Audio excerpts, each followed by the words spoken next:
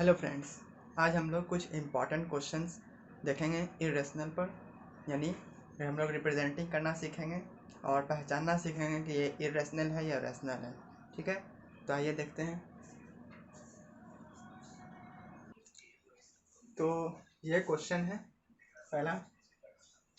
बोला गया let x be a rational number and y be an irrational number. ठीक है, तो बोला गया है क्या एक्स प्लस वाई इरेशनल ही होगा? जरूरी है कि वो इरेशनल ही होगा? अगर एक्स और वाई अलग अलग है, मतलब इसको हम मान लिया रैशनल नंबर, अब बी कोई इरेशनल नंबर है, तो क्या जरूरी है कि एक्स और वाई जोड़ने पर वो इरेशनल नंबर ही होगा? तो बोला गया गिव एन एग्जांपल, एग्जांपल देकर हमें अपने आंसर जो लिखेंगे उसको सपोर्ट करना है। ठीक है, मतलब जस्टिफाई भी कर देना है कि आखिर कैसे। ठीक है, तो हम लोग देखते हैं। तो इससे इसका आंसर होगा हाँ। क्या आंसर होगा? जरूरी है, क्योंकि हम जब एक रैशनल और एक इरेशनल जब हम लोग ऐड करते हैं तो हमको इरेशनल ही मिलता है, ये जरूरी ही है। कि प्रॉपर्टी के अनुसार हम लोग पढ़ चुके हैं कि sum of a rational number and irrational number is equal to irrational number, पढ़ चुके हैं। तो यहाँ पर तो सम ही किया गया है और एक रैशनल नंबर लिया गया, एक इरेशनल लिया गया है। ये तो ऐसे ही पता लग रहा है, इसका मतलब ये क्या है? रैशनल नंबर है। इसे लिखेंगे yes X plus Y is necessarily an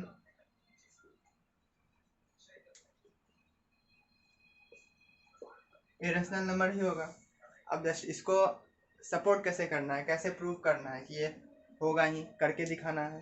तो हम लोग लेट ले लेते हैं, लेट करके दिखाते हैं। हम लोग एक्स को मान लेते हैं कोई rational number, to rational number है, और वाई बोला गया है इरेशनल, तो वाई हम कोई भी इरेशनल ले लेते हैं, जैसे √3। और जब हम इसको सम करेंगे तो हमें क्या मिलेगा? देन जब हम लोग इसको x प्लस वाई, जब बोला गया है अगर x प्लस वाई हम करते हैं, इट मीन्स 2 प्लस √3 अगर हम करते हैं तो क्या है ये ए रैशनल है, which is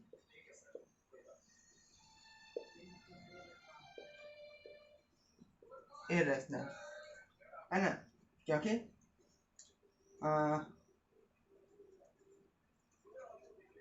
we know that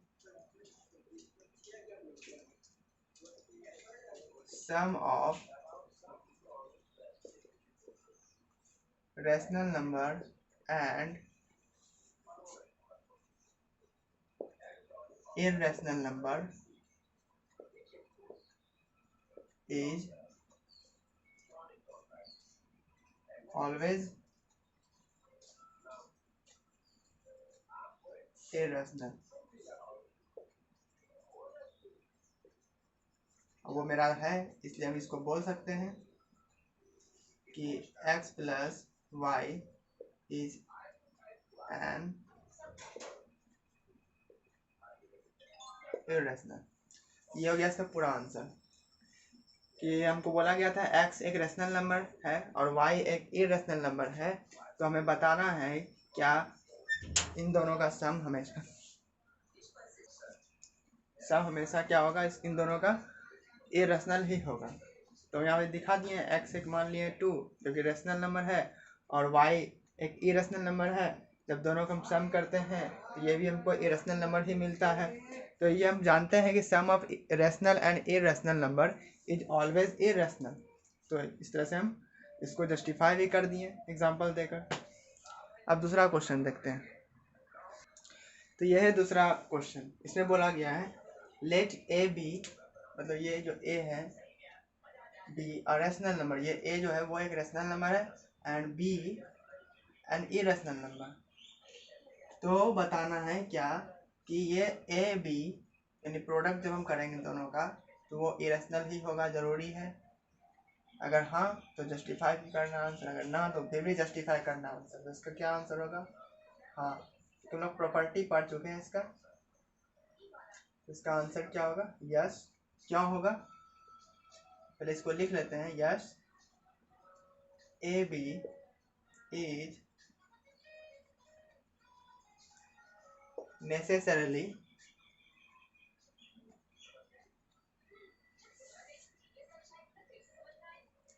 an irrational number. अब क्यों हुआ इसको एग्जांपल लेके समझाएंगे जस्टिफाई करने के लिए। जैसे हम मान लेते हैं ए को कोई नंबर है रेशनल, ये बोला गया रेशनल लेने के लिए, तो हम एक रेशनल नंबर ले लिए, और दूसरा बी को बोला गया एक इरेशनल लेने के लिए, तो बी को हम एक इरेशनल ले लिए। अब जब हम इसका प्रोडक्ट करते हैं देन ए बी अगर हम जब करते हैं, ए मेरा क्या है 2, इसको जब मल्टीप्लाई करते हैं 3 से तो आंसर क्या आता है 2√3। ये भी क्या है मेरा irrational.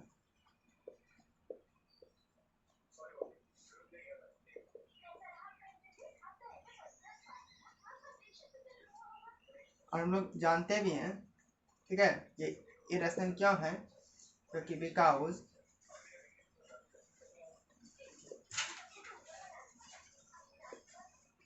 because we know that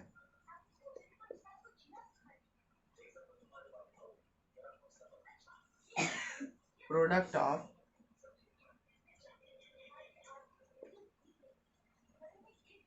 rational and irrational is always an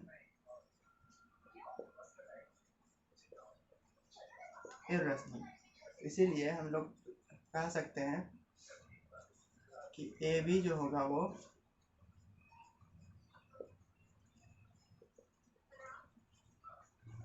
irrational होगा।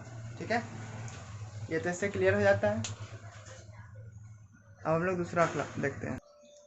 तो इसमें बोला गया है क्या दो इरेशनल नंबर्स के प्रोडक्ट हमेशा इरेशनल होंगे, अगर हाँ तो जस्टिफाई करें, अगर ना तो फिर भी जस्टिफाई करें। तो करते हैं, तो इसका आंसर क्या होगा नो। इसका आंसर क्या होगा no. No the product of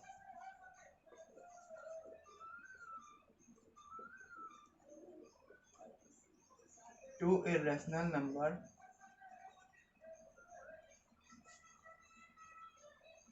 is not always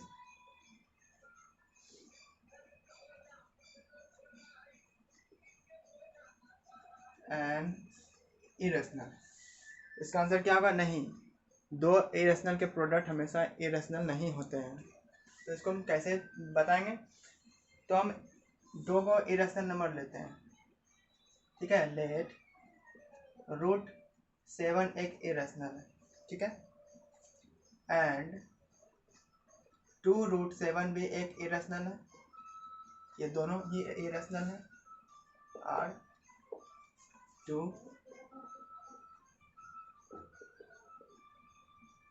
irrationals जब हम इसके प्रोडक्ट करते हैं, यानी √7 मल्टीप्लाई 2√7, तो हमको आंसर क्या प्राप्त होता है 7 7 2 टाइम्स है, यानी 2 × 7 हो गया। इट मीन्स ये 14 हो गया, और 14 क्या है रेशनल हो गया ना। इसी कारण से हम कह सकते हैं कि दो इरेशनल नंबर्स के प्रोडक्ट हमेशा इरेशनल नहीं होते हैं। जो हम दिखा दिए हैं, दो इरेशनल हम लिए हैं, जब दोनों का प्रोडक्ट किए तो हमको रेशनल नंबर मिल गया जो कि इरेशनल नहीं है, ये इसलिए यहाँ पे नो हो गया। ठीक है, इसके बाद फिर हम लोग देखेंगे कैसे हम लोग रेशनल और इरेशनल पहचानेंगे, एग्जामिन करेंगे। देखते हैं अगला क्वेश्चन। ये जितने भी क्वेश्चन हैं सारे इम्पॉर्टेंट हैं, ये सारे RS अग्रवाल के बुक से ही हैं। ठीक है, हम कुछ इम्पॉर्टेंट क्वेश्चन चुनकर निकाले हैं इससे, जो कि इम्पॉर्टेंट लगा और वो हम करवा रहे हैं। बाकी जो फिर भी अगर नहीं बनता है तो वो आप पूछ सकते हैं कमेंट करके। ठीक है, तो देखते हैं अगला क्वेश्चन। तो ये कुछ क्वेश्चंस हैं, एग्जामिन करना है बताना है ना, कि ये whether the following numbers are rational और इरेशनल। ठीक है, ये देखिए कुछ याद आ रहा होगा, sum of rational and irrational, sum of rational, difference of rational and difference of irrational and rational. Rational हो या इरेशनल या रैशनल, हमको मिलने वाला क्या है आंसर हमेशा इरेशनल। तो इसमें बताना है, एग्जामिन करना है, जांच परख करना है, देखना है कि बताना है कि ये रैशनल है या इरेशनल। तो क्या होगा इसका आंसर, इरेशनल होगा या इरेशनल? सिंपल सा है, ये इरेशनल होगा। क्या होगा, इरेशनल। अब क्यों होगा इरेशनल?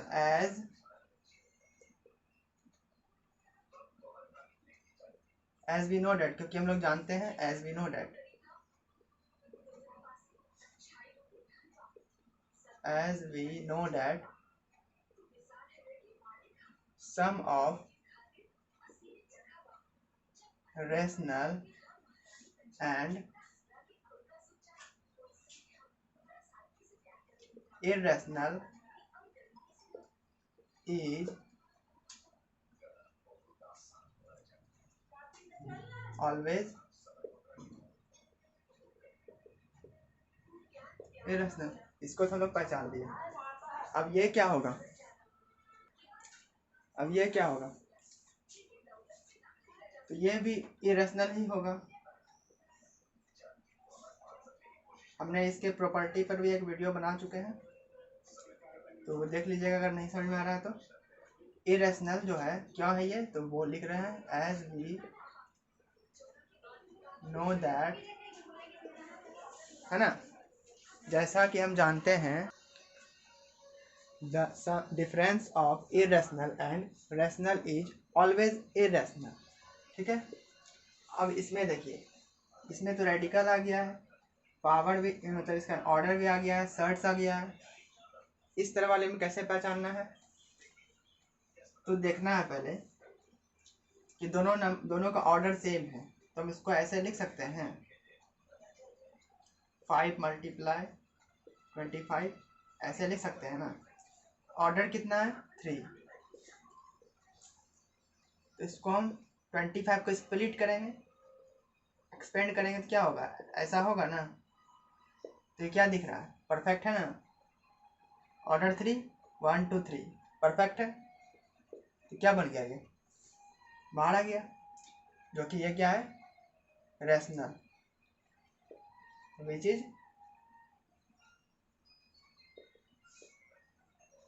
रैशनल। अब इसमें ये भी सेट्स है, इसमें भी क्या है, ऑर्डर कुछ नहीं दिया हुआ रहता है तो कितना रहता है, 2 रहता है। हम लोग पढ़ चुके हैं, ऑर्डर जो जब भी होगा वो क्या होगा, 1 से ग्रेटर 2 से ग्रेटर होगा या 2 के बराबर होगा। ठीक है, तो इसमें दोनों स्क्वायर वाला है, जब इसका ऑर्डर 2 है, दोनों को एक जैसा लिख लेंगे, 7 3 4 3 ऐसा लिख लिए। तो इसमें अब क्या होगा, इसको हम एक्सपेंड करेंगे, 7 × 7 ऐसा होगा। स्क्वायर है यानी 2 2 का पेयर निकलना चाहिए, ये 2 पेयर, ये 2 पेयर, 7 × 7 कितना निकला, 49। ये क्या है, ये भी क्या है, ये भी मेरा रैशनल नंबर है। ठीक है, अब इसमें ये दोनों ही सेम ऑर्डर का है, तो इसको हम क्या लिख सकते हैं, 3/117 है, इसको हम ऐसे लिख सकते हैं 39/117, 39/117, 13/117 था, 13 के टेबल में दोनों आ रहा था, 1/9 हो गया। इससे क्या निकला, स्क्वायरिंग है तो 2 बाहर, मतलब 3 × 3 लिख सकते थे, यानी 1/3 × 1/3 लिख सकते हैं इसको, 1/9 को। तो 2 को पेयर दिख रहा है, मतलब 2 दिख रहा है, एक बाहर आ जाएगा। ये भी क्या है मेरा,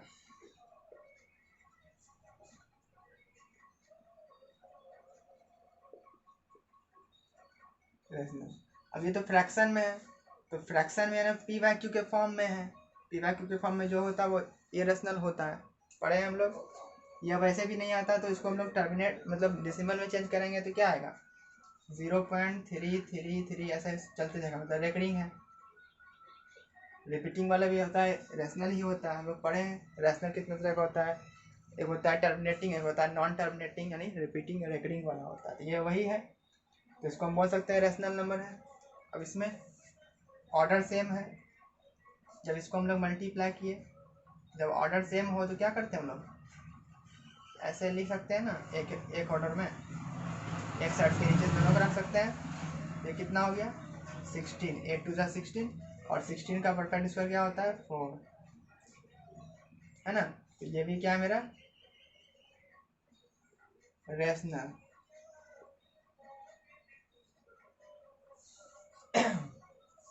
ये अच्छे से क्लियर हो गया होगा। ठीक है, इसके बाद हम लोग देखेंगे रिप्रेजेंटेशन वाला, जो हम लोग कल वीडियो में हम लोग पिछले वीडियो में बताए थे। आज हम लोग पे कुछ सवाल भी कर लेंगे एक्स्ट्रा। हम लोग कल बताए थे √2 √3, √2 और √3 को रिप्रेजेंट करना बताए थे नंबर लाइन पर, है ना। फिर डेसिमल में बताए थे ज्योमेट्रिकली, और विजुअलाइजिंग करके भी बताए थे। तो वो सब में कुछ सवाल आज देख लेंगे, ठीक है।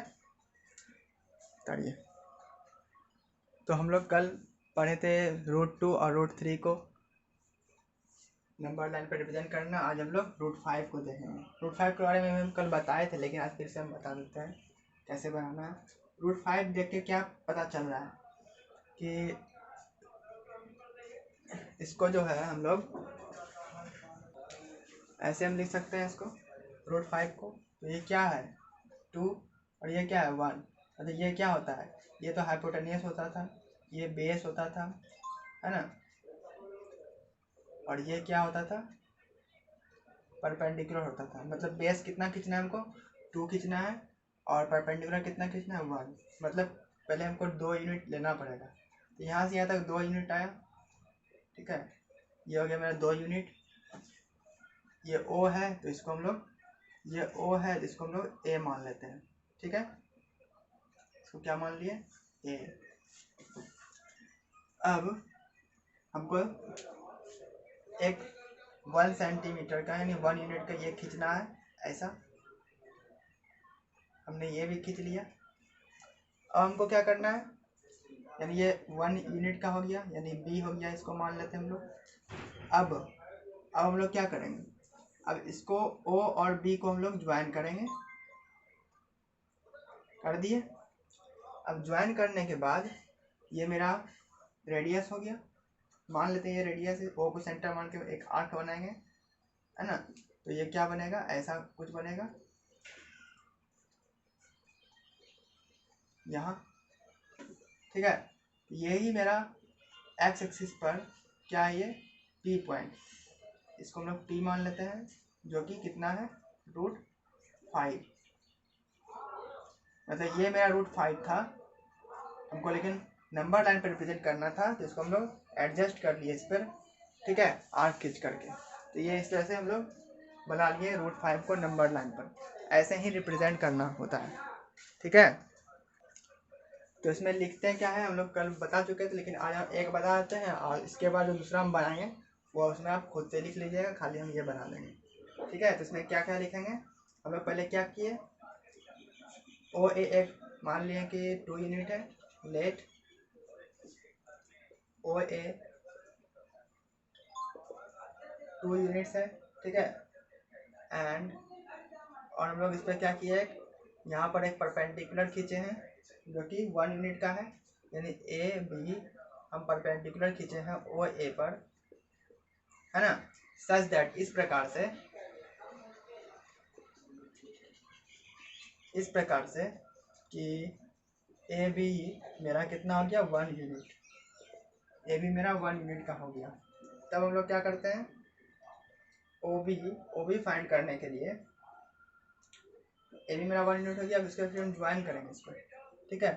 क्या करेंगे, इसको यहाँ पर लिख देंगे ज्वाइन OB को फिर हम ज्वाइन कर देंगे। पहले हम लोग इतना खींचे, फिर यहाँ पे एक परपेंडिकुलर खींचे जो कि 1 यूनिट का है, फिर हम OB को ज्वाइन कर दिए, वो हम लिख दिए। उसके बाद हम लोग देन, अब हमको ये फाइंड करना है कितना का है। तो ये मेरा 2 यूनिट का, ये मेरा 1 यूनिट का, तो ये कितना होगा, वो हम लोग पाइथागोरस थ्योरम अप्लाई करते हैं इसमें OB फाइंड करने के लिए। ओ ए का स्क्वायर यानी बेस का स्क्वायर और ए बी का स्क्वायर मतलब परपेंडिकुलर का स्क्वायर निकालेंगे।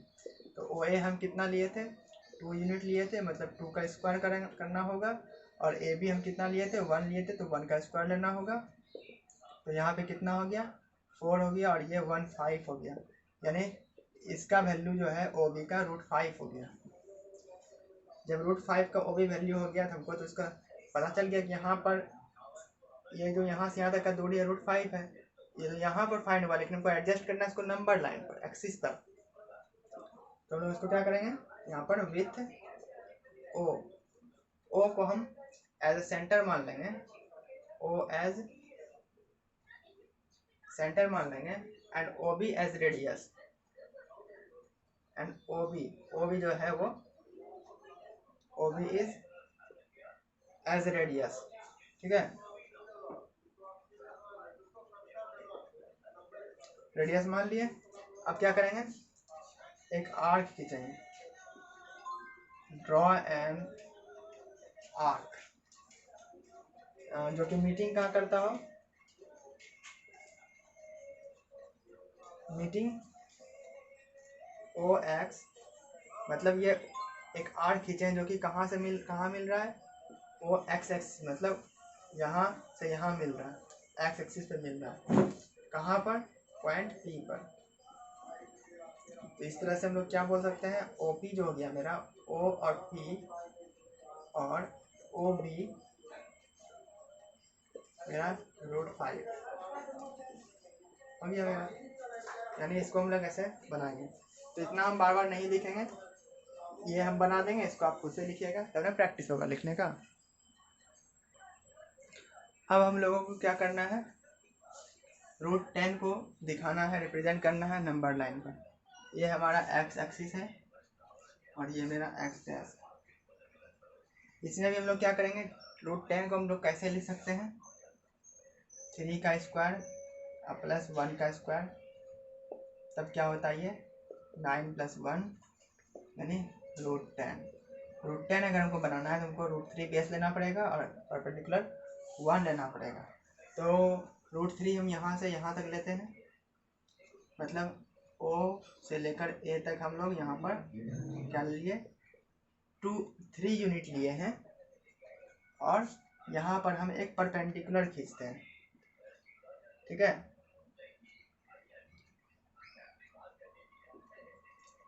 यहाँ पर एक हम परपेंडिकुलर खींच दिए 1 यूनिट का और यहाँ पर इसका नाम हम रखते हैं B। फिर क्या करते हैं, इसको हम इससे ज्वाइन करते हैं, इसको इससे हम क्या करते हैं, ज्वाइन कर देते हैं।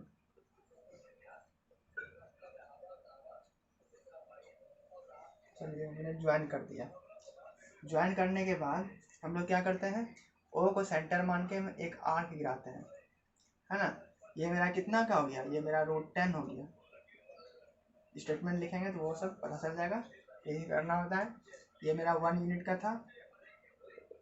जब हम लोग यहाँ पे सेंटर मार के जब हम एक आर्क खींचेंगे तो यहाँ पर आएगा, ये हम पॉइंट पी हो गया जो कि एक्स एक्सिस पर है और यही वैल्यू इसका हो गया √10, ठीक है। √10 का वैल्यू 3 पॉइंट समथिंग होता है, तो 3.3 तो हो गया है, उसके बाद पॉइंट कुछ समथिंग है, 3 के बाद ही लाई कर रहा है, तो ये हो गया √10। इस तरह से हम लोग बना सकते हैं, ठीक है। आई होप ये समझ में आया होगा। इसके बाद हम एक देखते हैं कम्प्लेक्स वाला, यानी एक √8 वाला देखते हैं। इसको बनाने के लिए हमको कुछ प्रॉब्लम भी होता है बहुत बच्चों को,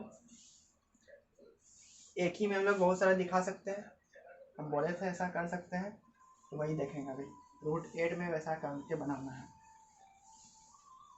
यानी हमको इसी तरह से जितना भी इरेशनल फाइंड करना है हम पिछले वाले से फाइंड कर सकते हैं आगे वाले को। अगर हमको √7 फाइंड करना है तो पहले √6 बनाना पड़ता है, √5 बनाना पड़ता है, तभी बनता है √8, है ना। तो √8 बनाने के लिए हमको पहले √5 बनाना पड़ेगा, ठीक है।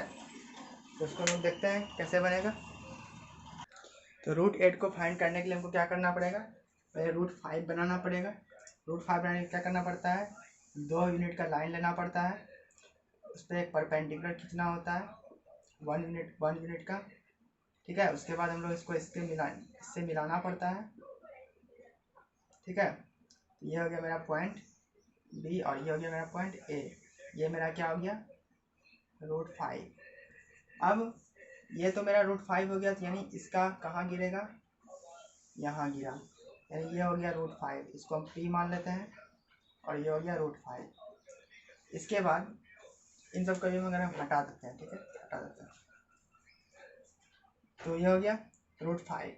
अब इसी पर हम क्या करते हैं, फिर एक 90 डिग्री खींचते हैं, इसके ऊपर ही हम एक 90 डिग्री खींचते हैं। चलिए 1 यूनिट का खींचने के बाद फिर हम इसको भी क्या करते हैं, यानी ये परपेंडिकुलर खींचे हैं, बी पॉइंट पर एक परपेंडिकुलर खींचे हैं जो कि ये पॉइंट सी मान लेते हैं, और इसको भी हम लोग इसके साथ ज्वाइन करते हैं। क्या करते हैं, इससे ज्वाइन करते हैं। तो ज्वाइन करने पर ये मेरा क्या मिल जाता है, √6 मिल जाता है। ये मेरा √6 है, यानी जब हम इसको भी फिर ऐसे करेंगे तो यहाँ पर मेरा Q पॉइंट आएगा और ये √6 होगा। इसी तरह से फिर हम लोग इस पर फिर परपेंडिकुलर खींचते हैं, हम लोग प्रोटेक्टर की हेल्प से खींच सकते हैं। 1 यूनिट का खींचने के बाद फिर इसको भी हम लोग क्या करेंगे, इसमें मिला दिए। इसमें मिलाने के बाद ये मेरा कितना हो गया, √7 हो गया, √7 हो गया। अब हम लोग यहाँ से इसको सेंटर मान के फिर एक आर्क गिराते हैं, तो ये मेरा क्या हो गया, पॉइंट R, ये मेरा √7 हो गया। इसी तरह से फिर हम लोग √8 बनाने के लिए इस पर फिर हम लोग 90 डिग्री खींचते हैं, यानी परपेंडिकुलर खींचते हैं 1 यूनिट का। फिर इसको पॉइंट हम लोग मान लेते हैं D, और अब यहाँ से हम इसको फिर मिलाएंगे सेंटर से। अब ये मेरा क्या हो गया, अब फिर यहाँ से हम ये पॉइंट E, ये मेरा √8 हो गया। अब इसको हम लोग क्या करेंगे, यहाँ से फिर एक आर्क गिराएंगे, यहाँ गिरा, ये मेरा क्या हो गया, पॉइंट S, ये हो गया √8। इस तरह से हम √8 फाइंड कर लिए, ठीक है। तो ये आसानी से हम लोग फाइंड कर लिए। इसी तरह से और भी फाइंड करने बोलता तो हम लोग ऐसे चले जाते, बोर हो जाता, ठीक है। इसी तरह निकाल सकते हैं, एक ही नंबर लाइन पे सारे को रिप्रेजेंट कर सकते हैं, या अलग अलग भी रिप्रेजेंट करना, लेकिन अलग अलग करना होगा तो हम लोग इसको √8 बनाने के लिए हमको इतना बनाना ही पड़ेगा, ठीक है। क्योंकि इसको बनाने के लिए हमको √7 चाहिए, √7 बनाने के लिए √6 चाहिए, √6 बनाने के लिए √5 चाहिए, है ना। √5 बनाने के लिए हमको इसके पहले का नहीं भी रहेगा चलेगा, लेकिन √7 6 के लिए √5 का होना जरूरी है। तो इसमें कंक्लूजन क्या निकलता है कि हमको पिछले वाले को बनाने के लिए, मतलब अगले वाले को बनाने के लिए, कोई इसके बाद दिया जाता है पॉजिटिव नंबर निकालने के लिए, तो उसको हम लोग इस तरह में हम लोग नोट बना लेते हैं कि in the same way, book में एक पॉइंट दिया हुआ है ये चीज़, इन द सेम वे हम लोग कह सकते हैं कि हम लोग लोकेट करना हो,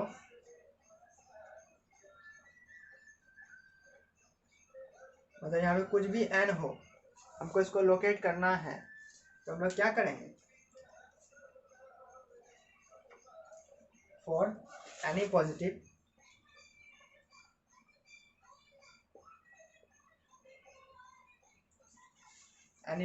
इंटीजर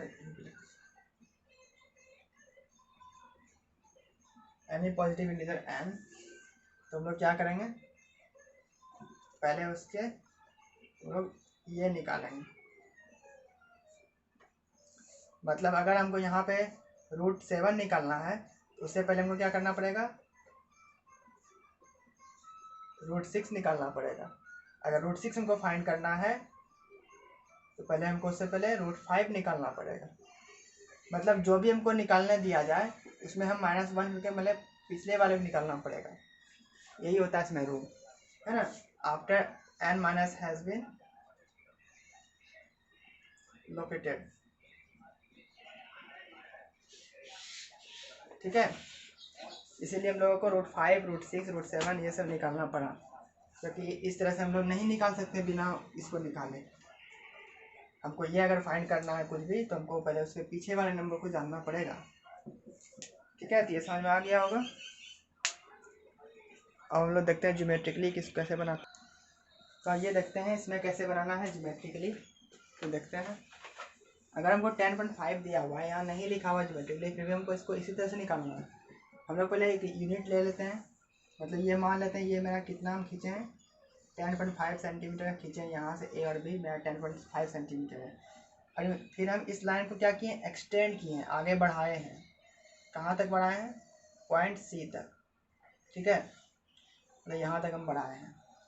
इसके बाद हम लोग फिर क्या करते हैं, इसको हम जब 1 यूनिट एक्सटेंड किए हैं, बढ़ाए हैं, तो फिर हम लोग ये तो अभी हम लोग इसका मिड पॉइंट फाइंड कर सकते थे, लेकिन हमको ए और सी से मिड पॉइंट फाइंड करना पड़ेगा, सेंटर फाइंड करना पड़ेगा। तो मान लेते हैं यहाँ से अगर एक आर्क खींचेंगे यहाँ कटेगा, और एक आर्क यहाँ खींचेंगे यहाँ कटेगा, ये कहाँ गिरेगा, यहाँ मान लेते हैं यहाँ गिरेगा।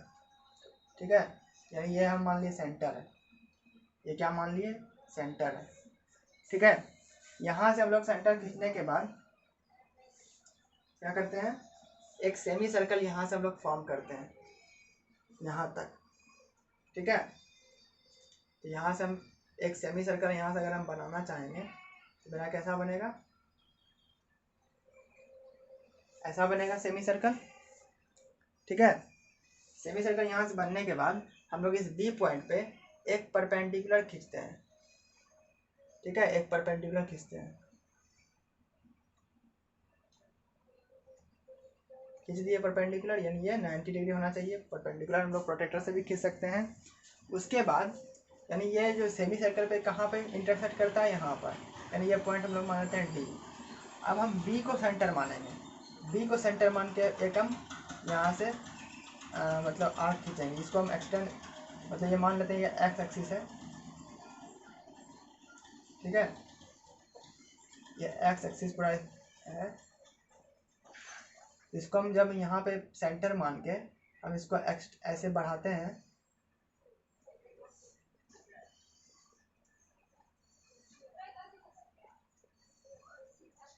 तो यहाँ पे आके गिरा, तो ये मेरा क्या हो गया, यहाँ पे मान लेते हैं पॉइंट पी है।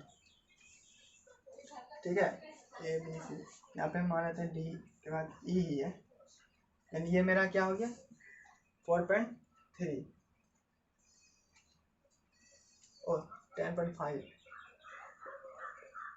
ये कितना हो गया 10.5। इस तरह से हम फाइंड कर सकते हैं। ये मेरा फाइंड हो गया 10.5, ये हो गया ज्योमेट्रिकली फाइंड करना। इस तरह से हम लोग बना सकते हैं, है ना। हम लोग ये कितना एक्सटेंड किए थे, 1 यूनिट एक्सटेंड किए थे। ठीक है, समझ गए होंगे आप लोग। इसी तरह से दूसरा हम लोग देखते हैं, अगर 7.28 दिया हुआ हो तो 7.28 दिया हुआ हो तब क्या करते हैं हम लोग, और 28 मतलब लगभग 3 के है बराबर, है ना। इसको देखते हैं फिर हम बना,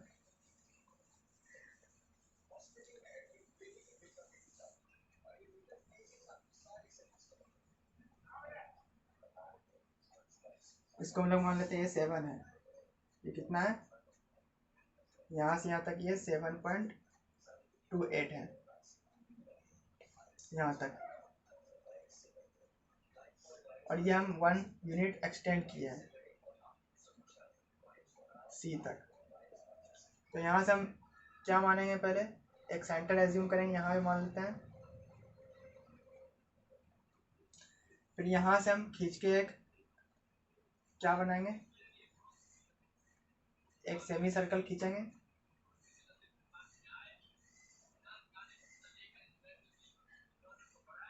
एक सेमी सर्कल खींच दिया हम लोग। उसके बाद हम लोग फिर यहाँ पर एक परपेंडिकुलर खींचते हैं, खींच दिए, जो कि 90 डिग्री होता है, यानी ये बी हो गया, ये सी है, ये हो गया डी। अब यहाँ पर ये मेरा क्या हो गया 7.28, यहाँ तक मेरा क्या था 7.28, यानी इसको हमको नंबर लाइन पे एक्स गिराना है, यानी ये एक्स एक्सिस है। तो यहाँ पर इसको हम सेंटर मानते हैं। फिर इसके बाद हम लोग कर लिए, यानी ये जो पॉइंट होगा ई, ये मेरा क्या हो गया 7.28, है ना। आसान बनाना, तो इस तरह से हम लोग बना सकते हैं।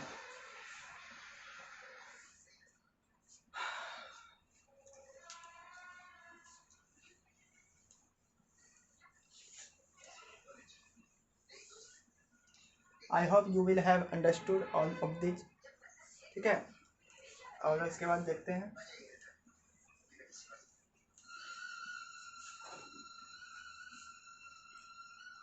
इसमें क्या बोला गया है। ये दूसरा क्वेश्चन है, इसमें क्या बोला गया है 1 प्लस रूट अंडर 9.5, इसमें ये दे दिया गया है। इसमें उलझ जाते हैं बच्चे लोग। इसमें ये पूछा गया 2015 में, है ना। ये कब पूछा गया था 2015 में पूछा गया था बोर्ड एग्जाम में, मतलब 2015 में 9 क्लास में पूछा गया था। इसको पहले हम लोग क्या करेंगे 1 सेंटीमीटर तो पहले खींचेंगे ही। 1 सेंटीमीटर खींचने के बाद बाकी जो काम हम लोग करते तो वही करेंगे। यहाँ से फिर हम लोग 9.5 सेंटीमीटर खींच लेंगे। मान लेते हैं ये 9.5 सेंटीमीटर है, इसको मान लेते हैं ए, इसको मान लेते हैं बी, इसको मान लेते हैं सी। ये हो गया मेरा 1 यूनिट दिया हुआ था, और इतना से इतना मेरा क्या हो गया 9.5 यूनिट। उसके बाद हम लोग इसको एक्सटेंड करते थे आगे 1 यूनिट, और मान लेते हैं ये 1 यूनिट यहाँ डी आया, यहाँ पर से ये एफ एक्सिस मान लेते हैं। तो यहाँ पर यहाँ से यहाँ तक क्या करना है हमको, यहाँ से यहाँ तक हमको एज्यूम करना है ए से लेके सी तक कितना हो गया मेरा 1.9+9.5 रूट अभी नहीं आया, ठीक है। ये हुआ मेरा। अब हम लोग को क्या करना है, एक इसको एक्सटेंड किए हैं यहाँ पर से, फिर हमको एक सेंटर ढूंढना है। यहाँ पर कहीं पर सेंटर आएगा, यहाँ पर आया मान लेते सेंटर, ये ओ हो गया मेरा सेंटर। अब यहाँ से हम रख के एक आर्क खींचेंगे पूरा यहाँ से डी तक।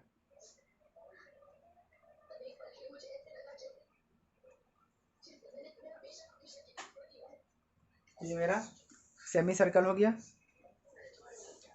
अब हम लोग यहाँ पर एक परपेंडिकुलर खींचेंगे जो कि 90 डिग्री होगा, और ये सेमी सर्कल पे कहाँ कट कर रहा है ई पर। अब फिर ये मेरा क्या हो गया 1+9.5, 1+9.5। अब ये हम यहाँ से सेंटर, अब इसको मान के यहाँ पर एक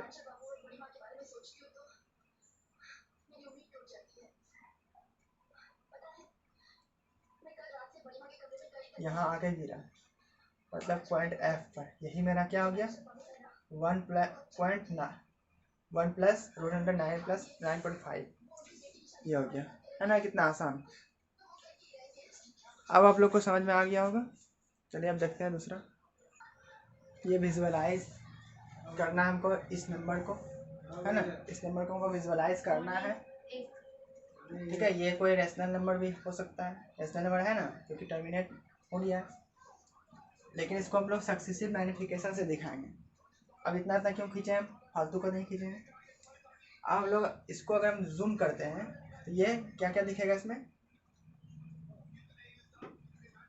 मतलब ये 3 जो है जूम करेंगे 3 को, 3 और 4, क्योंकि ये नंबर कहाँ लाइज करेगा 3.765, ये लाइज करेगा बिटवीन 3 एंड 4 के बीच। तो इस 3 को हम जब जूम किए 3 और 4 के बीच में जब जूम करके देखते हैं तो हमको क्या क्या दिखा,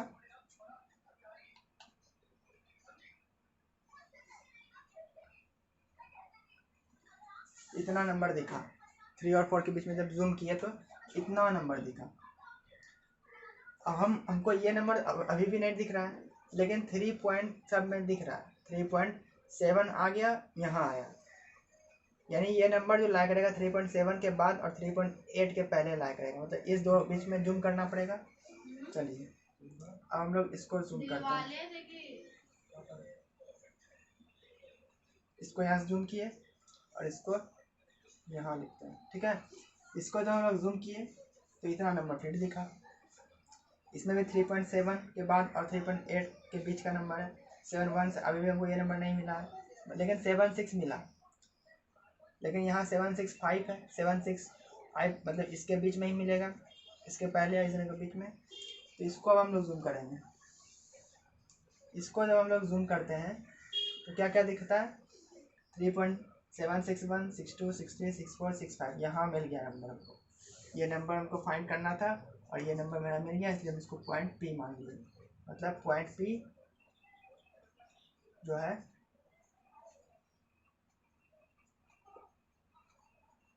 ये मेरा नंबर लाइन पे हम लोग रिप्रेजेंट किया। ऐसे करते हैं सक्सेसिव। सक्सेसिव मतलब एक जूम किए नहीं मिला, दूसरा जूम किया, ऐसा सक्सेस कर रहे हैं। सक्सेसिव सक्सेसर पढ़े हैं ना, मतलब एक एक करके हम लोग दिखा रहे हैं सबको। तो इस तरह से हम लोग बोलते हैं इसको सक्सेसिव मैग्निफिकेशन, ठीक है। तो इसमें क्या बोला गया है, विजुअलाइज करना है रिप्रेजेंटेशन को जो कि नॉन टर्मिनेटिंग, टर्मिनेट नहीं हो रहा है लेकिन फिर भी रैशनल नंबर है ये, क्योंकि रिपीटिंग है। और हमको बोला गया है कि ये नंबर लाइन जो रिपीटिंग कराएंगे वो कम से कम डेसिमल 4 डेसिमल होना चाहिए, ठीक है, 4 डेसिमल प्लेस होना चाहिए। तो 4 डेसिमल प्लेस कितना होगा, 4.67 का, तो 4.67676767 इतना हो सकता था, और भी हो सकता था, लेकिन हमको 4 डेसिमल प्लेस बोला गया है। डेसिमल के बाद 1 2 3 4 मतलब इतना ही हमको निकालना। तो ये कहाँ लाई करेगा, ये लाई करेगा which lies between 4 and 5, 4 और 5 के बीच में लाई करेगा, मतलब 4 और 5 के बीच में लाई करेगा। 4.6 है तो 4.1 2 3 4 5 6 यहाँ है, और 4.7 के बीच में लाई करेगा, जिसको हम लोग यहाँ शो किए हैं, और 4.7 यहाँ। इसके में 4.67 है तो 1 2 3 4 5 6 4.67 यहाँ है ना। अब हमको इसके और इसके बीच में जूम करना पड़ेगा, जूम किए तो यहाँ पर हमको ये मिला इतना नंबर। अब हमको 4.676 ढूंढना है। 4.676 कहाँ मिले, यहाँ मिलेगा, इसके इस जोन के पीछे मिलेगा हमको। तो इसको जूम किए और तो क्या मिला, इतना नंबर मिला 4.6767।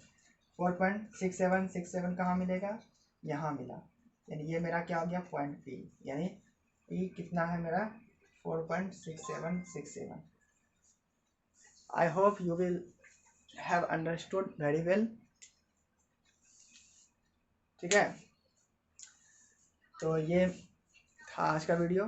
फिर अगले वीडियो में हम लोग रैशनलाइजेशन पढ़ेंगे और डिटेल से पढ़ेंगे, कोई प्रॉब्लम नहीं होगा। Keep watching my video and like and subscribe, और थैंक यू।